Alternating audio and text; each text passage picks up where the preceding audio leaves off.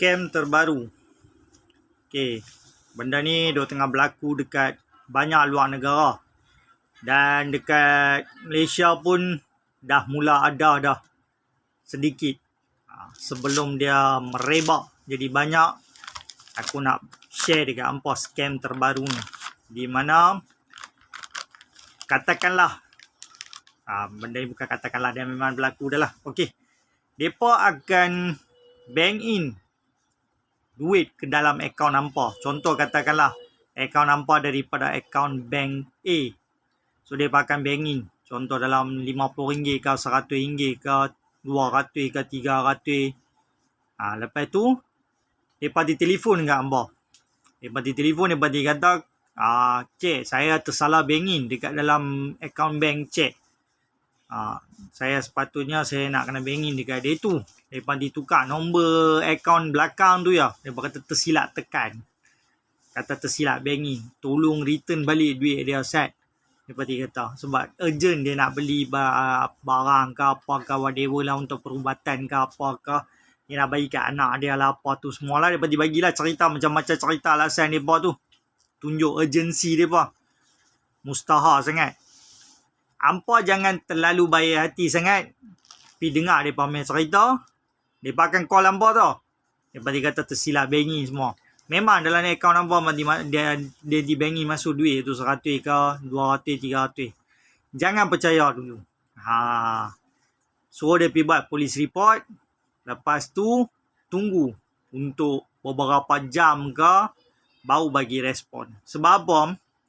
Mereka akan cakap semua cerita ni. Mereka akan bagi cerita dongeng mereka ni. Lepas tu mereka bagi satu link. Kononnya yang tu adalah link untuk akaun mereka, tolong transfer. Kalau hampa tekan link tu, mereka akan hack 100% handphone hampa. Lepas tu apa jual apps untuk apa? Orang kata apa, macam Maybank to you ke CMB Click ke yang ada dalam akaun, dalam handphone hampa tu semua, mereka boleh akses.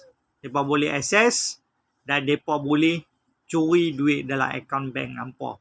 Yang ni scam terbaru yang dah jadi dekat luar negara secara besar-besaran. Dekat Malaysia pun dah start ada dah. Ada yang kena. Jadi tolong berjaga-jaga.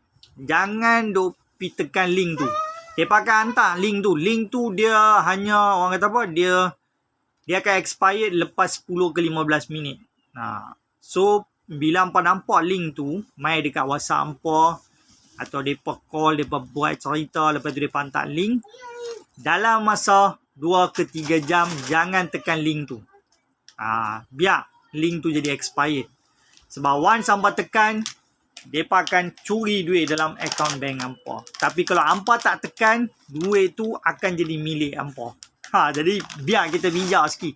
Biar duit tu jadi milik kita. Biar scammer rugi sikit kali ni. Jangan duk bagi scammer untung banyak sangat. Jadi bila dah berlaku macam tu, hampa jangan tekan link tu. Dan nombor 2, kalau hampa terlalu baik hati sangat, pergi buat police report.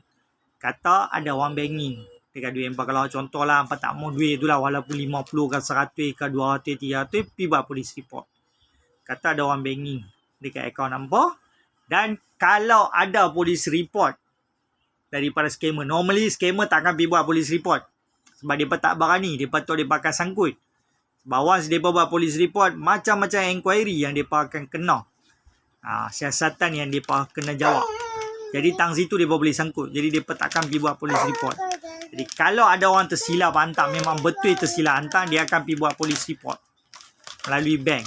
Dia akan pergi buat report dekat bank, dia akan pergi buat police report. Dan lepas tu kalau genuine, dah ada police report dan IO yang siasat tu pun dia kata betul ada orang tersilap masuk, then hampa boleh transfer. Selagi tu jangan. Yang ni proses ni memang akan ambil masa dalam sehari 2 paling kurang pun. Paling cepat lah sehari 2. Paling lambat seminggu kadang-kadang. Orang kata apa, siasatan ni dan nak transfer duit yang ni semua. So jangan terlalu baik hati sangat. Pergi tekan link, kononnya kita nak jadi baik, kita nak return duit orang, kita deal direct dengan dia. Sekarang duk tengah berlaku scammer macam ni. Jadi berhati-hati. Yang ni aku share sebab aku tak nak hampa kerugian. Biar scammer kerugian tak apa, lagi bagus. Sebab scammer sekarang dah untung banyak dah. Dia tipu merata dah. Biar scammer kerugian. Tak apa. Jangan nampak kerugian. Sebab duit tu susah nak cari.